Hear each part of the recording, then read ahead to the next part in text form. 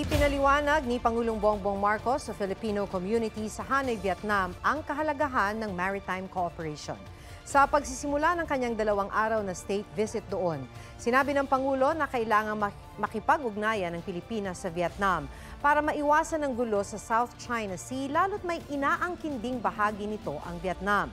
Bago nito, nakapulong ng Pangulo ang kumpanyang VinFast na planong magkaroon ng manufacturing ng baterya at magpasok ng electric vehicles sa Pilipinas.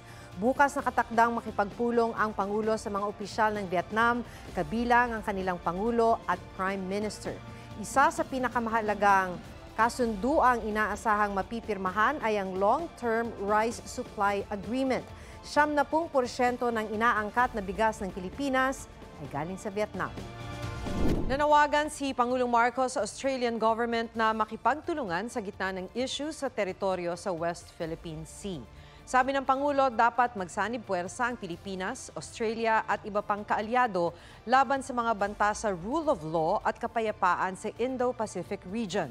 Nagpasalamat din ang Pangulo sa suporta ng Australia sa gitna ng patuloy na at mapangahas na pagkilos ng China sa South China Sea.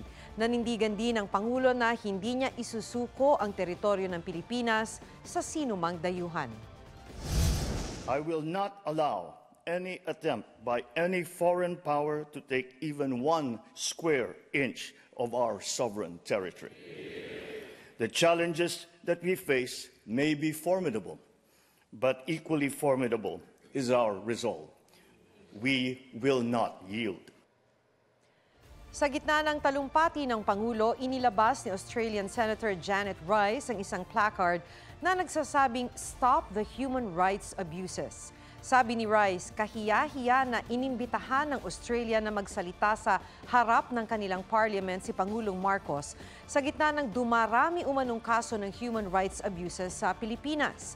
Sinusubukan pa ng GMA Integrated News na makuha ang panig ng Pangulo na kakauwi lang ngayong gabi.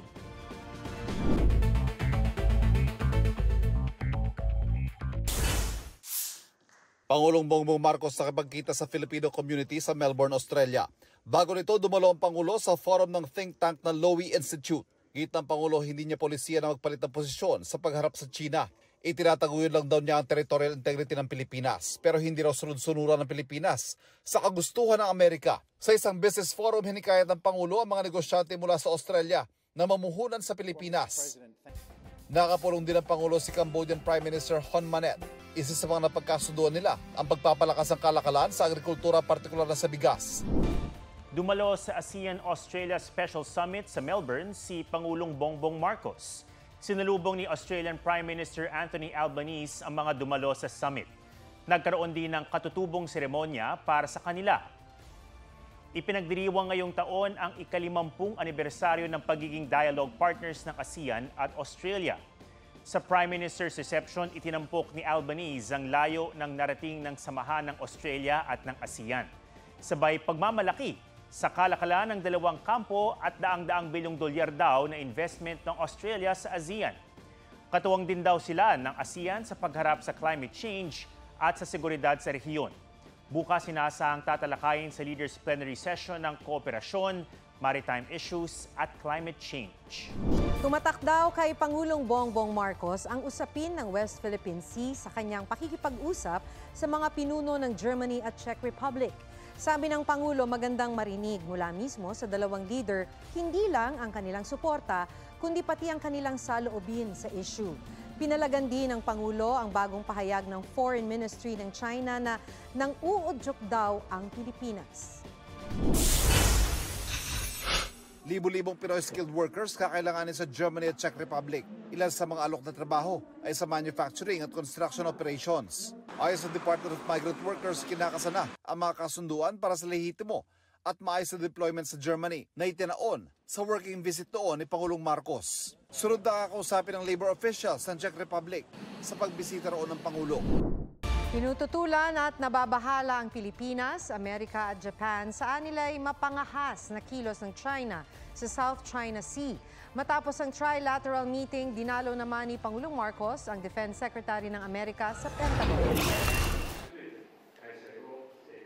Sa Trilateral Leaders Summit ni President Bongbong Marcos, US President Joe Biden at Japanese Prime Minister Kishida Fumio, inihayag ng tatlong lider ang pagtutol sa mapanganib at puwersahang paggamit ng Coast Guard at mga militia vessels sa South China Sea. Labis din daw na nakakabahala ang paulit-ulit na pagharang ng China sa mga sasakyang pandagat ng Pilipinas, gayon din sa pagsuplay nito sa Ayungin Shoal. Nanawagan sila sa China na sumunod sa ruling ng Arbitral Tribunal na nasa exclusive economic zone ng Pilipinas ang Ayungin. As I said before, any attack on Philippine aircraft, vessels, or armed forces in the South China Sea would invoke our Mutual Defense Treaty.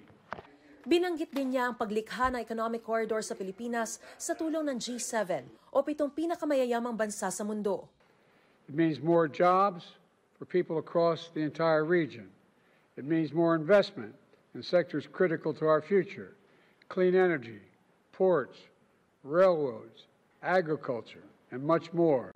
Habang si Pangulong Marcos nagpasalamat sa $1 billion private sector investment ng Amerika sa Pilipinas at sa official development assistance ng Japan at mga pribadong sektor nito na lagpas 600 billion yen.